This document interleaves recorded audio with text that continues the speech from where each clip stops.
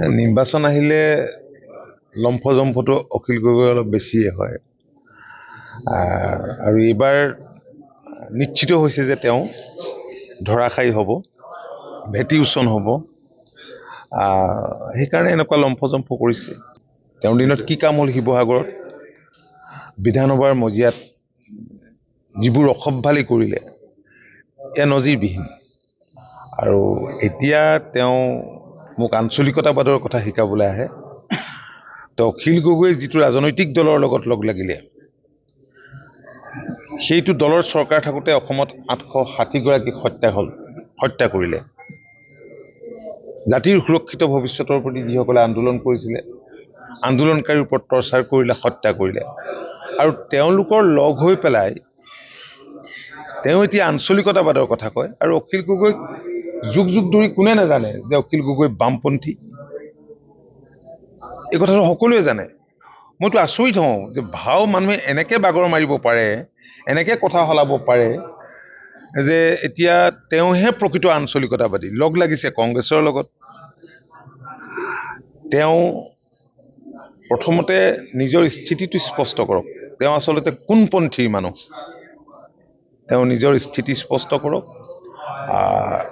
আমি তেওঁৰ পৰা শিকিবলগীয়া একো নাই। তেওঁ কি কৃষক নেতা, তেওঁ কেনেধৰণৰ কৃষক নেতা? আজি বিধানসভাৰ মজিয়াত কোনোবা দিনে কৃষকৰ কথা ক'লেনে? মই কৃষিমন্ত্ৰী হিচাপে বোলে কৃষি ক্ষেত্ৰখনলৈ এটা পৰিৱৰ্তন আনিবৰ কাৰণে এইটোৱে কৰিব লাগে, এই কথাখিনি ক'লেনে?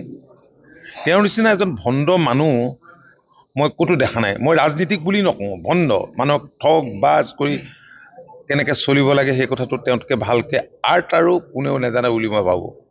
এতিয়া চাওক, এতিয়া তেওঁ মোক ভাৰতীয় জনতা পাৰ্টীৰ লগত ইটো সিটো এইবিলাক কথা ক'ব লাগিছে।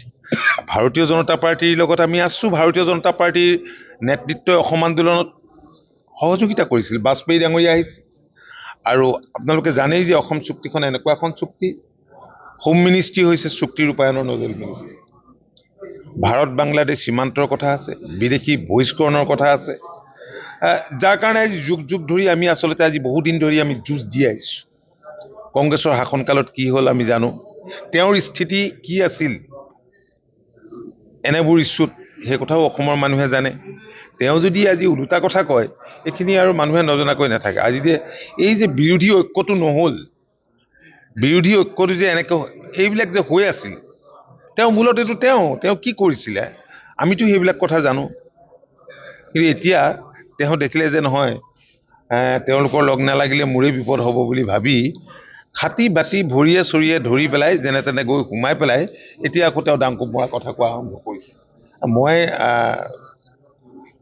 নকলোহেঁতেন এইবিলাক কথা, কিন্তু মানে যেতিয়া অসত্য কথা কয়, যেতিয়া মানুহ সম্পৰ্কে তেওঁ এনেধৰণে মানুহ কৈ পেলাই এনেধৰণৰ কিছুমান মিছা কথা ক'ব পাৰে, এটা ভ্ৰান্ত ধাৰণা দিবলৈ চেষ্টা কৰিব পাৰে, এনেকৈ নকৈ আচলতে উপায় নাই। কাৰণ সঁচা কথাখিনি মই কৈছোঁ, আৰু সঁচা কথা ক'ম যদি বেছিকৈ কথা কয়।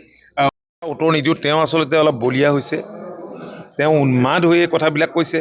কাৰণ স্বাভাৱিকতে হ'বই, 5 বছৰ তেওঁ ক্ষমতাৰ সোৱাদ পালে, বাহিৰত থাকি আন্দোলন কৰি পেলাই তেওঁ যিবোৰ কাম কৰি আছিলে সেইবিলাকতো আছিলেই, ইয়াত তাতোতকৈ ভাল পালে তেওঁ। গতিকে তেওঁক আকৌ এতিয়া বিধায়ক হ'বলৈ লাগে। কিন্তু শিৱসাগৰৰ ৰাইজ, সংস্কৃতিবান ৰাইজ, তেওঁক আচলতে অনুকম্পাৰ কাৰণে তেওঁ জেলৰ পৰা উলিয়াই আনিব লাগে। এনে অনুকম্পাৰ বাবেই শিৱসাগৰীয়া ৰাইজৰ তেওঁ ছাপোৰ্ট পালে। কিন্তু শিৱসাগৰীয়া ৰাইজে বুজি পালে যে শিৱসাগৰীয়া ৰাইজৰ স্বাভিমানত তেওঁ আঘাত কৰিছে।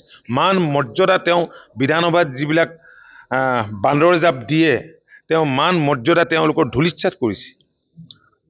আৰু বিৰোধীকটো খতম কৰা মানুহ তেওঁৱেই, কংগ্ৰেছক তেওঁ যিবিলাক কৰিছে শাসকীয় দলেতো ভালেই পাব স্বাভাৱিকতে, কাৰণ বিৰোধীটোক অস্তিত্বহীন কৰা মানুহজন তেওঁৱেই, বিৰোধীত খেলি মেলি লগাই থোৱা মানুহ তেওঁৱেই।